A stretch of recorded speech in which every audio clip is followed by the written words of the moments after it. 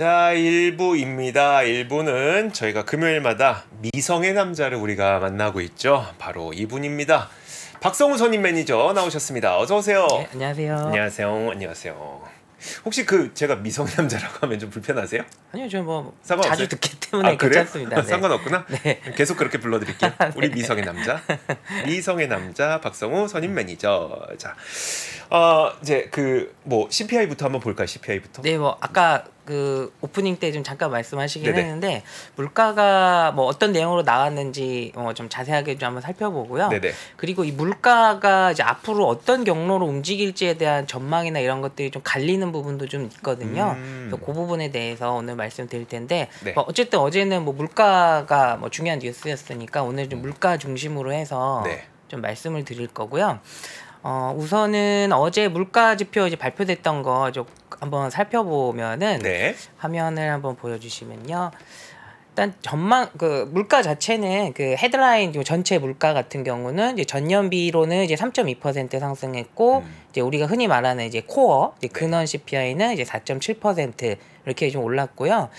시장 전망치를 좀 하회한 물가 상승률이 나왔기 때문에 일단 그 시작하자마자 요 그 CPI가 좀 잘 나오다 보니까 주가가 이게 좀 올라서 좀 시작을 했었고 신났죠. 네, 거기까지는 좋았는데 진짜. 이제 시간이 갈수록 계속 좀 낙폭을 줄였었어요. 네. 그래서 물가 얘기 좀 말씀을 드리게 될 텐데 제가 여기다 적어놨기는 했습니다만은 전반적으로 내용도 괜찮았고 그다음에 그 항목별로도 봐도 어디 뭐 이렇게 나쁘다 이렇게 탁 찝을 만한 건 눈이 띄지 않을 정도로 네네. 뭐 괜찮았습니다. 네. 괜찮았는데 근데 그 중에서도 좀 하나 좀 오게 T라고 좀 꼽을 수 있는 거는 이제 주거 관련 이제 물가거든요. 네. 다른 항목에 비해서도 보시면 아시겠지만은 이제 7.7%로 이제 주거 관련 물가가 일단은 좀 서서히 떨어지고는 있는데 네. 여전히 아직도 좀 높고 빨리 떨어지지 않고 있어서 좀 염려가 있었죠. 제 기억이 맞다면 이제 고점 쳤던 게 한 8.2%인가 그랬었고. 네, 얼마 전이었고. 그 다음에 뭐 8.0 가더니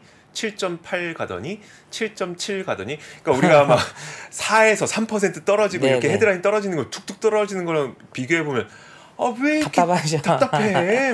맞아요. 네.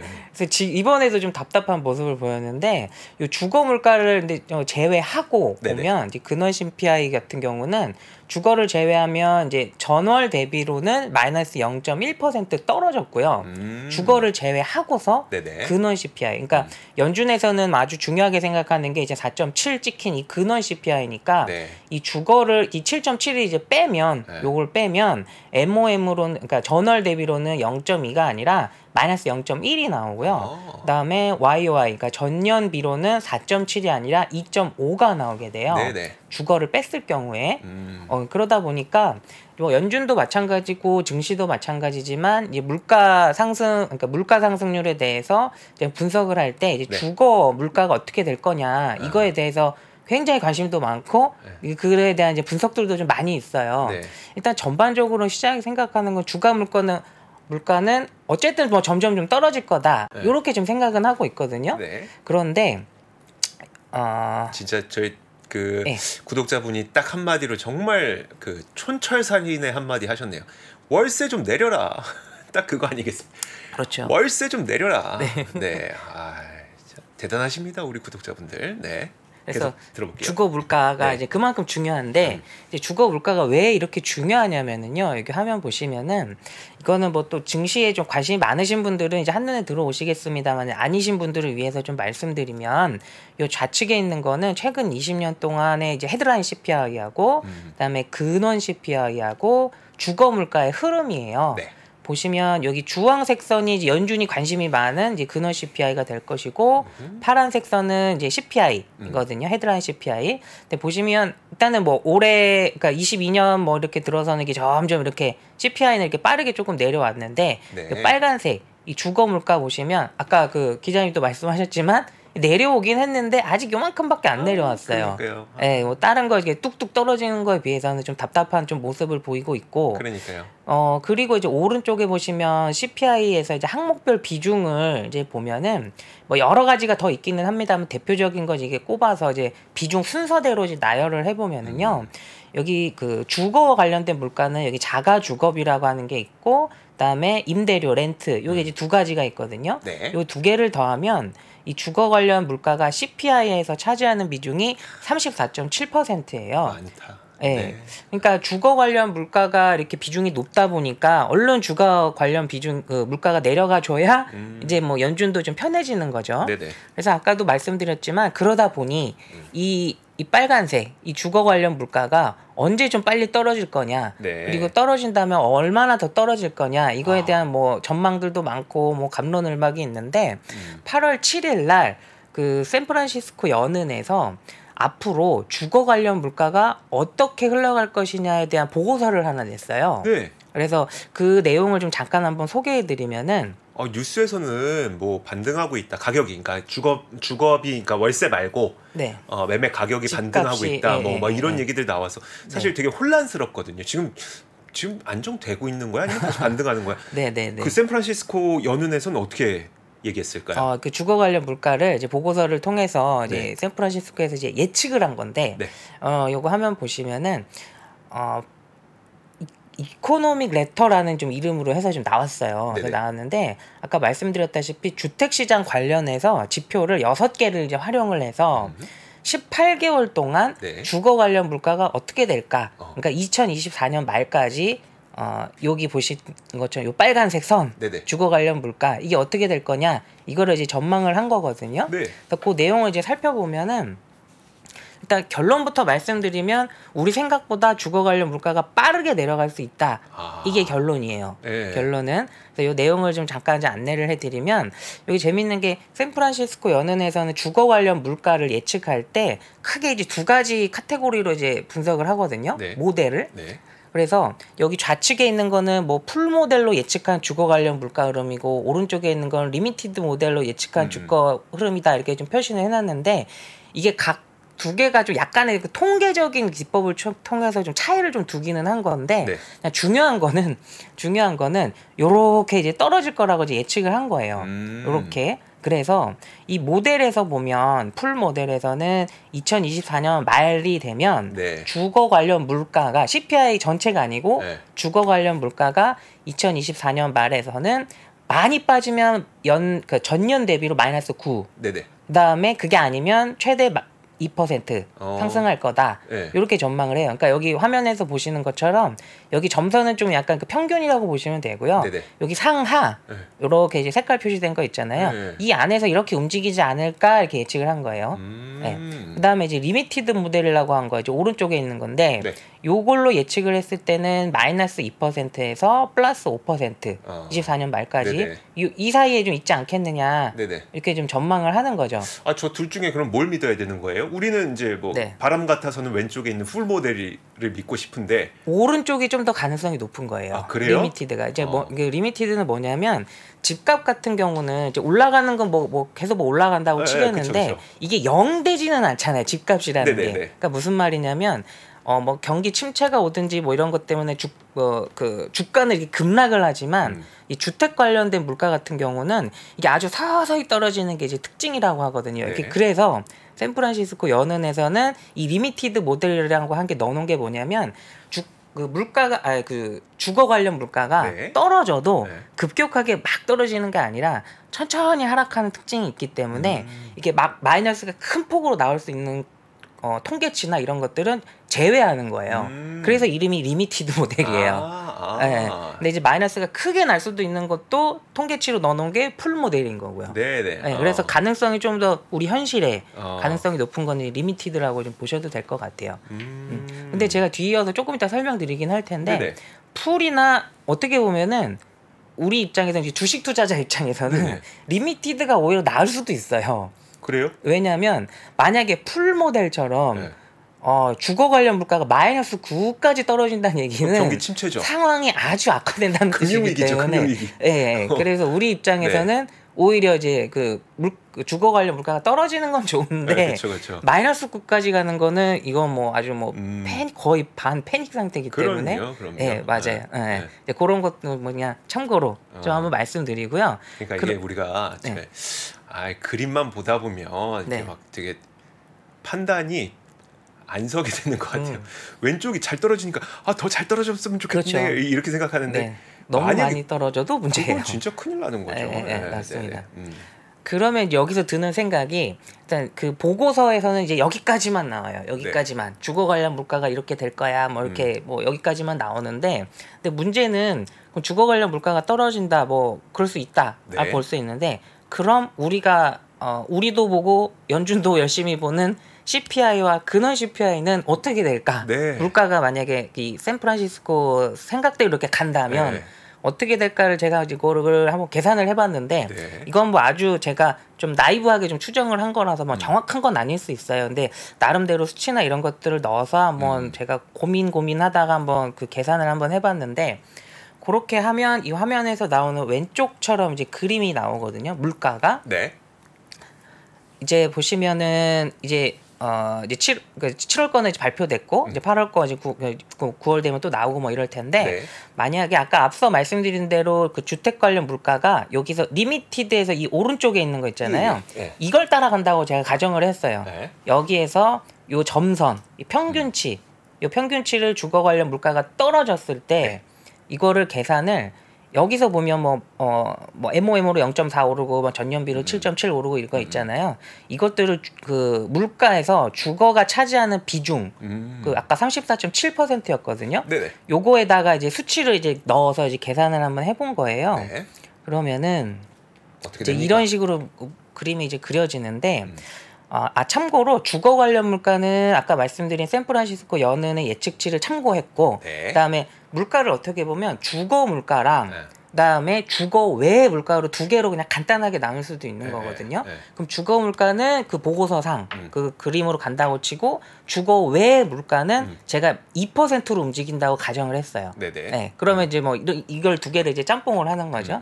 그러면은 그림이 이렇게 나오는데, 일단 CPI는 파란색 선이고 근원 CPI는 이제 주황색 선이 되거든요. 네. 주거 물가가 그 그림대로만 간다면 우리의 최대 관심은 물가가 연준이 타겟으로 하는 이 2% 네네. 여기에 언제 도달할 거냐 이거거든요. 네. 얼마나 빠른 속도로. 네. 그래서 보면 이 그림대로만 간다고 하면 2024년 한 중반쯤 됐을 때면은 이 CPI와 근원 CPI가 우리가 원하는 그 2%대로 갈 수도 있다. 네. 네. 라고 이제 계산이 돼요. 이게 맞다면. 네, 그러면은 2024년까지 한 중반 정도에 이렇게 떨어진다고 하면 뭐 제일 좋겠죠. 네네. 네. 그리고 근데 그 전에 연준은 금리를 이제 내리기 시작하겠죠. 이제 이런 식으로 그 뭐 물가가 이제 하락한다면. 네. 그래서 요게 그럼 진짜 이게 맞을 수 있을까, 이걸 검증을 해봐야 되는데, 검증이 돼요? 이제 사람들의 전망을 이제 참고해 보는 거죠. 근데 되게 공교롭게도 네. 저 시점이 사실 CME 패드워치에서도 금리를 인하할 것으로 전망되는 시점이긴 하잖아요. 거의 비슷하잖아요. 크게 다르지 않던데. CME에서는 조금 더 빨리 이제 조금 더 금리 빨리 인하를 되고 만약에 있어요? 처음으로 이제 한다고 네네. 하면 2024년 중반보다는 조금 더 빠른 시기죠. 저는 이제 우리 미성의 남자 박성훈 선임 매니저가 CME 패드워치를 뛰어넘는 능력을 갖고 있나? 아니. 제가 이제 이건 참고해서 제가 이제 네네. 상상을 해본 거죠.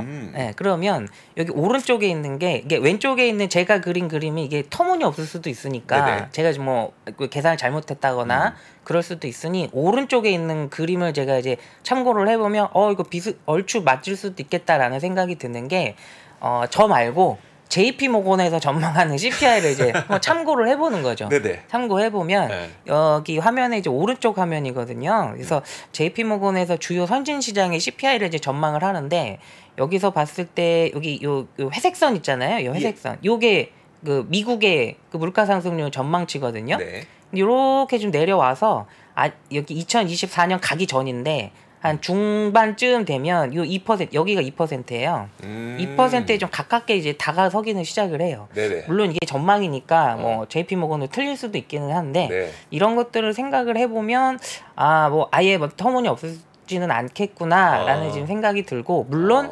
이런 주거 관련 물가가 좀 빨리 떨어질 거라고도 뭐 JP 모건이나 뭐 여타 IB나 뭐 이런 쪽에서도 다 예상을 하고 있으니 네네. 이런 전망이 나왔다고 또 거꾸로 생각해 볼 수도 있어요. 그러니까 네. 이제 나는 거의 JP 모건의 전망치와 비슷하다. JP 모건은 나를 데려가야 된다. 내가 한국에 있을 사람이 아니다. 아니, 그러다 악플 엄청 달려요. 그런 건 아니고, 그러니까 제가 생각한 게 이제 그래도 좀 한번 참고로 맞춰봐야 되니까. 맞춰봤는데 얼추 그 JP 모건의 전망치와도 크게 다르지 않네요. 네네네 맞아요. 그러니까 사실 뭐 박성훈 선임 매니저만 그렇겠습니까? 다른 월가의 그 수많은 많은 사람들이 생각하죠. 이코노미스트들도 많은 계산을 해보고 이런 수치를 대입해보고 그런 전망을 내리고 있는 걸 테니까 네 맞아요. 거의 비슷하게 본 것 같네요. 연락 주세요 한번 박성훈 선임 매니저한테. 저는 근데 영어를 잘 못해서 잘 모르겠어요. 그래서 여기까지가 이제 물가 관련된 거 이제 말씀을 드렸는데 네네. 그러면은 아까 뭐 처음에 말씀드렸던 것처럼 CPI 잘 나왔고 그다음에 뭐 다른 사람도 아니고 그 샌프란시스코 연은에서 주거 관련 물가도 뭐 떨어진다고 하고 네네. 이렇게 시장이 나오면 시장이 올라줘야 정상인데 그날 이제 어제 뭐 CPI 발표되고 나서 아까 언급드린 대로 주가는 좀 올라갔었습니다만은 계속 떨어졌거든요. 그쵸. 증시는. 그래서 그게 이제 왜 그랬을까를 이제 한번 이제 생각을 해보면 일단은 주식 시장에서 주가가 왜 자꾸 떨어졌는지에 대해서 이제 꼽는 거는 크게 두 개의 요인이에요. 그래서 첫 번째는 그 메리 데일리 그 총재가 투표권은 없지만 이 CPI도 나오고 나서 물가 지표가 이제 긍정적으로 나오기는 했는데 뭐 승리를 선언할 정도는 데이터는 아니다. 뭐 이런 좀 약간 좀 매파적인 이야기를 했었고 그리고 근데 이제 이 데일리 총재의 발언은 사실은 그냥 뭐 교과서적인 얘기 정도 했다 이렇게 좀 보이거든요. 근데 이제 시장에서는 이걸 좀 꼽고 있고 그다음에 시장에서는 이 부분을 주가가 좀 떨어졌던 그 주된 요인으로 꼽는 게 사실 저도 그래요. 그러니까 메리 데일리 총재의 발언이 진짜 시장에 영향을 미쳤을까? 물론 미쳤겠죠. 안 미치진 않았겠지. 근데 그럼 어느 게 더 클까 보면은 30년물 국채 입찰이 훨씬 더 크지 않았을까? 이게 아마 더 컸을 거예요. 그러니까 이제 30년물 국채 입찰이 있었을 때 낙찰 금리가 4.189% 나왔고 이는 2011년 이후에 이제 가장 높은 수준이었거든요. 근데 이제 그 채권 시장을 이제 어색하신 분은 뭐 국채 입찰? 그럼 이게 무슨 말씀이신지 모르실 수도 있으니까 제가 그냥 간단하게 설명드리면 쉽게 그 이제 미국 그 재무부에서 국채를 이렇게 딱 발행할 거잖아요. 그럼 처음에 딱 발행했을 때 저나 아니면 일반적인 개인 투자자들이 재무부가 이제 막 발행해서 나온 따끈따끈한 채권을 예를 들어서 저 1,000만 원어치 살게요. 저 120만 원어치 살게요. 이게 안 돼요. 이게 안 되고 엄청나게 큰 뭐 금융기관이라든지 뭐 기관이라든지 이쪽에서 이제 뭐 몇백억 아니면 뭐 몇 조 이런 식으로 이제 그 도매상처럼 이렇게 사가는 거거든요. 그때 재무부와 이 기관 투자자들 사이에서 거래되는 금리라고 보시면 돼요. 도매 금리라고 보시면 되고 우리가 뭐 증권회사나 이런 쪽을 통해서 채권을 매수하시는 거는 이제 소매 금리 정도라고 보시면 되는 거죠. 어쨌든 이 도매 금리가 높았기 때문에 채권 시장 채권 금리가 좀 올라갈 수도 있겠구나 이렇게 좀 생각해 볼 수도 있는 거죠. 그럼 금리가 오르면 주가가 빠지고 이제 이런 식으로 이제 또 이제 어떻게 보면 이제 연결이 되는 거죠. 그런데 제가 봤을 때는 이 두 가지 요소가 분명히 그 주식 시장에 영향을 미쳤을 거라고 생각은 하는데 이게 좀 멀리서 이건 하루짜리고 좀 멀리서 좀 근본적인 원인을 한번 생각을 해보면 이게 있어요. 그러니까 아까 물가가 굉장히 괜찮았다 이 말씀 드렸는데 지금까지는이에요. 지금까지는 앞으로는 이제 물가 관련된 데이터들이 나오면 이제 진짜 그 진검승부는 이제 이번 그 8월부터라고 9월부터라고 보시면 돼요. 9월에 나오는 8월 지표. 그때부터가 진짜 물가와의 싸움이에요. 지금까지는 어떻게 보면 그 살 빼는 거랑 똑같아요. 물가가 뭐 이만큼 10% 가까이 왔다가 지금 거의 한 4% 여기까지 내려오는 거는 좀 몸무게가 많이 나갔을 때 조금만 움직여도 살이 확 빠졌는데 여기서 더 빠지려면 더 이제 처음보다는 더 많은 노력이 필요한 거거든요. 이제부터는 그 싸움이에요. 물가가. 그래서 왜 그러냐면 이 화면을 보시면은 이제 물가와의 이제 진검승부는 지금부터다 이렇게 제가 주먹을 쥐어놨는데 이게 계절성이 효과가 이제 종료되기 때문에 그래요. 그래서 이 모든 통계치는 이제 계절성이라는 거를 이제 넣어서 그 계절성을 뭐 제거한다든지 해서 계절 조정이라는 걸 하거든요. 물가도 마찬가지로 그렇게 하는데 이제 팬데믹에 대한 계절성이 이제 효과가 이제 종료가 돼요. 그래서 팬데믹 계절성을 만약에 이제 제외하면 7월에 CPI가 전월 대비로 플러스 0.31이 됐을 거예요. 근데 계절성 때문에 0.2 나왔죠. 0.2가 나온 거예요. 이게 계산을 할 수가 있거든요. 네네.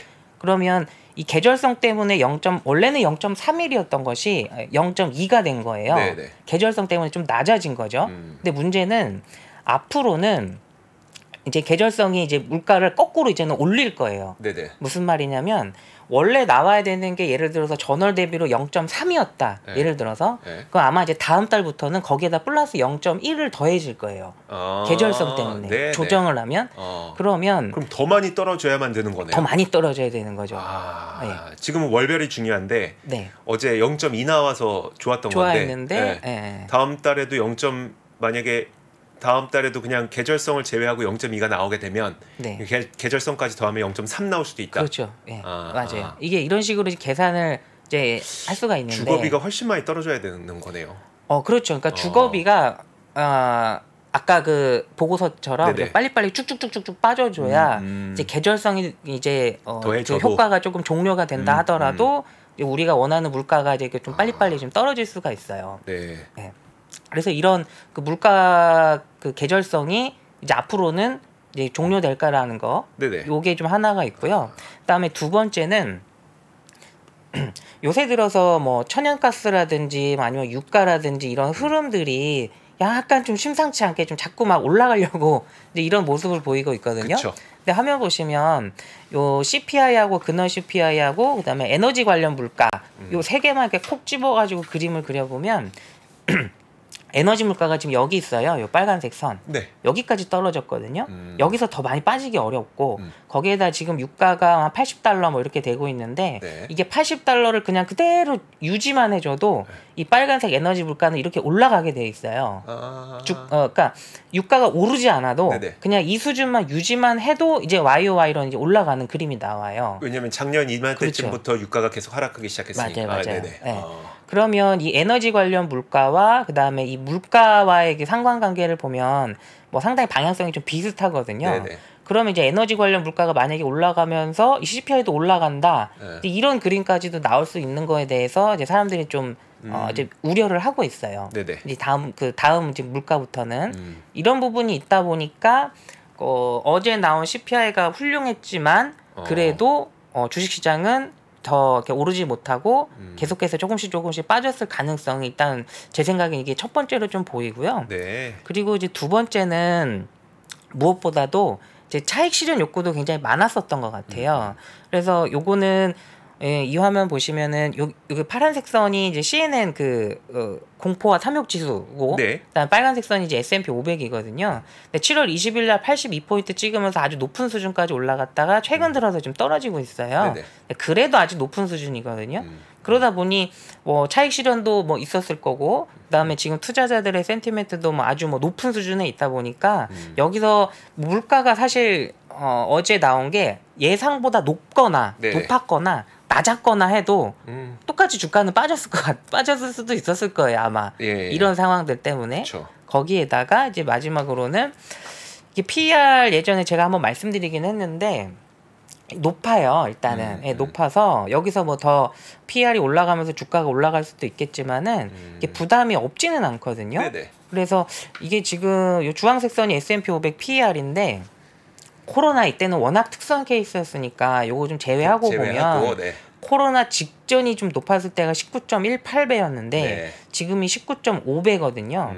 그러면 이 정도 수준이면은 뭐 아주 뭐 공격적으로 신규 투자자들이 이렇게 들어와서 주식을 매수할 만한 뭐 그런 분위기는 아닐 수 있기 때문에 어제 CPI가 괜찮았음에도 불구하고 주가는 좀 힘이 없었을 수도 있다. 요런 좀 생각이 저는 좀 들고요. 조금 전에 PPI 발표됐거든요. 근데 시장 예상치가 0.2% 상승이었는데 실제로 나온 거 보니까 0.3% 상승으로 생산자 물가가 또 올라갔더라고요. 사실 생산자 물가가 올라가게 되면 이제 그 가격을 또 소비자들한테 전가할 가능성이 있기 때문에 소비자 물가 어제 긍정적으로 나왔음에도 불구하고 사실 뭐 지금 시장 움직임도 썩 좋진 않은 그런 상황인 것 같네요. 자, 계속 이야기를 들어보면 그래서 이제 이런 요인들 때문에 지수가 이미 조정이 나오고 있는 걸 수도 있는 것 같아요. 그래서 여기 또 화면 보시면은 나스닥 지수가 이제 50일 이동평균선을 이제 어제 막 깨고 내려갔어요. 살짝 네. 하회를 했는데 지금 여기 흐름이 지금 여기에 있는 거거든요. 네네. 그러니까 강세장일 때는 이제 이 50일 이평선이든 200일 이평선이든 이제 타고 이제 파도 타듯이 이렇게 이제 올라가기는 하는 건데 어쨌든 기술적으로 보면은 약간은 좀 초반 좀 어떤 갈림길 네네. 여기에 좀 들어섰다고 좀 보셔도 될 것 같고 그다음에 오른쪽에 있는 나스닥 시총 상위 종목들 수익률도 보셔도 네. 52주 최고가 대비해서 애플이 벌써 10% 빠졌어요. 네. 마이크로소프트가 뭐 11%뭐 이런 식으로 네. 엔비디아는 11% 빠졌고요. 그래서 나스닥이 우리 한국 투자자분들이 이제 이미 좀 많이 투자하고 계신 이런 나스닥의 시총 상위주들도 네네. 이미 좀 조정은 좀 이미 좀 나오고 있다. 이런 요인들 때문에 그럴 수 있다 이렇게 좀 보여지고 그러면 여기까지 또 말씀드리면 그럼 주식을 지금 얼른 팔고 조심해야 되는 걸까 이렇게 생각하실 수도 있는데 네. 그것도 아닐 수도 있는 게 이제 왜 그러냐면 이것도 제가 몇 번 말씀드리긴 했는데 올해 이제 그 2023년 상반기부터는 이제 경기가 이제 좀 버텨줄 수가 있을 것 같아요. 네. 그러니까 무슨 말이냐면 여기 화면 오른쪽 하단에 있는 거 네. 보시면 2022년은 경기도 안 좋았고 네. 물가는 폭등해서 증시는 폭락을 했고 그랬죠. 2023년 상반기는 뭐 8월까지라고도 보셔도 되는데 네네. 경기는 더 빠지지는 않고 플랫한 모습을 보였고 물가는 빠지다 보니까 증시는 이제 반등했던 거고요. 네. 근데 이제 2023년 하반기는 그럼 어떻게 될 거냐, 지금부터는 어떻게 될 거냐 이 부분인데 일단은 경기는 플랫한 것보다는 좀 더 위로 올라가는 방향이 나올 가능성이 지금은 좀 있어 보여요. 그래서 왼쪽에 있는 거 OECD 미국 경기 선행지수인데 이것도 얼마 전에 발표됐거든요. 네네. 그 제가 지난번에 OECD 미국 경기 선행지수가 거의 10몇 개월 만에 플러스 전환이 성공했다 이 말씀 드렸거든요. 네네. 그리고 나서 또 이번에 나온 거 보니까 또 올라가면서 2달 연속 상승 전환한 게 계속 좀 보이고 있고 그다음에 오른쪽에 있는 거는 이거는 지금 주간 경기 선행지수라고 보시면 되는데 이것도 지금 흐름이 조금씩 올라가고 있어요. 네네. 요 흐름이. 그래서 경기 선행지수들 보면은 일단 방향성은 조금 그래도 좀 위로 올라가려는 모습을 보인다. 네네. 그래서 2023년 뭐 이번부터는 경기가 좀 반등이 좀 나올 수도 있겠다라는 생각이 들고 그럼 물가는 여기서 그러니까 뭐 계절성이나 아니면 이런 거 다 빼고 나면 뭐 이렇게 쭉 빠지긴 좀 어려울 것 같고 네네. 그렇다고 2022년처럼 이렇게 오르기도 어려운 게 아까 보여드렸던 주거 관련 물가 감안하면 네네. 막 올라가기도 어렵거든요. 그럼 물가가 그냥 플랫하게 간다라고 가정하면 증시가 뭐 22년이나 이런 것처럼 뭐 폭락이 나오기는 좀 어려울 것 같고요. 네, 그래서 일단 저는 이렇게 보고 있습니다. 물가가 좀 뭐 저는 농담 삼아 이거 다 순전히 농담이고 아무 근거 없습니다만 이런 상태에서 증시는 옆으로 간다. 뭐 베팅하고 싶습니다. 옆으로 간다. 네네네. 떨어지지도 올라가지도 않는다.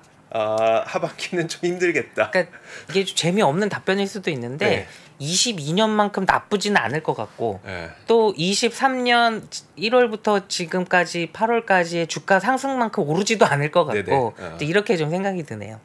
알겠습니다. 와 그러네요. 그러니까 저는 되게 오늘 짚어주셨던 대로 그러면 물가가 사실 오늘 제가 가장 중요하게 생각하는 박성호 선임 우리 미성의 남자 박성호 선임의 포인트는 그럼 PC 근원 물가가 2% 도달하는 시점이 대략 어느 정도 될 것이냐에 대한 힌트를 가져가는 게 오늘의 가장 중요한 키포인트가 아닐까라는 생각이 듭니다. 사실 뭐 하루하루의 움직임은 우리가 뭐 예측할 수는 없는 상태니까. 맞아요. 하루하루만 이렇게 보면서 투자하시면은요. 뭐 저는 그거는 뭐 추천드리는 방법 아니고 그러니까 이게 투자하실 때 많이 알고 이것저것 많이 본다고 해서 잘하는 게 절대 아니에요. 그래서 하루하루 요인에 의해서 계속 이렇게 뭐 심리적으로 왔다 갔다 하시는 것보다는 뭐 몇 가지 뭐 나름대로의 기준을 가지고 좀 멀리 보면서 투자하셔야 수익률도 좋으실 수 있을 거예요. 그러니까요. 그래서 제가 요즘 버티고 있지 않습니까? 멀리 여러분들도 버티고 계시죠 지금? 우리가 조금만 더 멀리 보면 올 하반기가 아니라 내년까지 좀 바라보면 좋아 보여요. 뭐 인공지능이 어디 가겠습니까? 뭐 전기차가 어디 가겠습니까? 지금. 자, 좋습니다. 자, 우리 미성의 남자 박성호 선임 매니저와 함께하는 금요일 재미있는 시간이었습니다. 항상 느끼지만 와, 자료를 참 학교 다닐 때 공부 잘하셨죠? 아니요, 공부 기자님보다 공부 훨씬 잘하셨을. 저는 진짜 버렸고 이 정도 자료 준비하시는 거 보면은 학교 다닐 때 진짜 공부 잘하셨어요. 아닙니다. 대신 이제 좀 친구들한테 안 보여주고 막 공부하는 농담입니다. 자, 박성호 선임 매니저 보내드리겠습니다. 오늘도 고마웠었고요. 그리고 주말 잘 보내세요. 고맙습니다. 네, 고맙습니다. 아시아 외환위기 이후에 글로벌 경기가 안 좋아질 것 같으니까 미국이 금리 인상을 천천히 하게 되거든요. 근데 이때 IT 관련 산업이 굉장히 빠르게 성장을 하는데 금리 인상이 생각보다 늦다 보니까 이게 뭘 만들게 되냐면 닷컴 버블을 만들게 됩니다. 외환위기부터 닷컴 버블, 금융위기, 인플레이션의 부활까지 대한민국 최고의 거시경제 전문가 오건영의 경제 이야기를 서점에서 만나보십시오.